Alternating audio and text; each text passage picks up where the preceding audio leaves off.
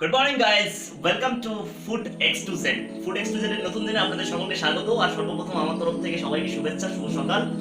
আজকে আমরা চলে এসেছি নতুন রেসিপির সঙ্গে। আজকের রেসিপি হচ্ছে কাতলা মাছের ফ্রাই করার পরে মানে কাতলা মাছের গ্রেভিজ হবে বা কাতলা মাছের ঝোল যাকে বলা যেতে পারে, সেটা নিয়ে আমাদের আজকে তৈরি। একটা সঙ্গে থাকুন, আমরা বাজারে গেছিলাম, সেখান থেকে অলরেডি সবজি কিনে নিয়ে চলে এসেছি। আর চলে আসার পরেই আমরা মোটামুটি রান্না করার পর্বে শুরু করে ফেলেছি। তো আমরা একের পর এক দেখাবো আপনাদেরকে। প্রতিটা জিনিস সঙ্গে থাকুন আর বেল আইকন দিয়ে প্রতিটা সময় আপডেট থাকুন।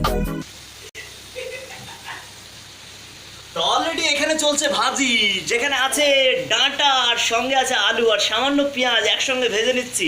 অল্প একটু মাছের ফিশ কারি মশলা দিয়ে দেওয়া হয়েছে। আর এখানে গ্রেভি এখানে অলরেডি পিষে রাখা হয়েছে অনিয়ন, সামান্য একটু আদা রসুন, ব্যাস। আর ভাতটা এখানে চলছে পাশেই। ব্যাস, তো সঙ্গে থাকুন, আপডেট থাকুন আর প্রতিটা স্টেপ বাই স্টেপ। মাছগুলো ফেলে দেওয়া হয়েছে, ডাঁটাগুলো দেখা যাচ্ছে আর আলুগুলো প্রায় সেদ্ধ হয়ে গেছে।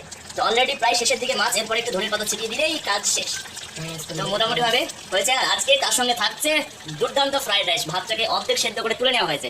এতে এখানে ভাতটাকে রাখা হয়েছে, এরপরে ভাতের উপরে অনেক মশলা দিয়ে সেটাকে ফ্রাইড রাইস করে নেওয়া হবে। সঙ্গে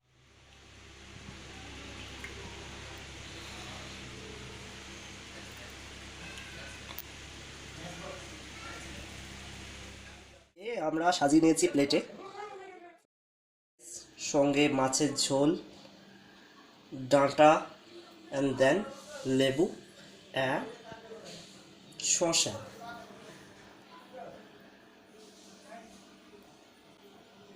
কেমন হলো সেটা খাওয়ার পরেই বলবো।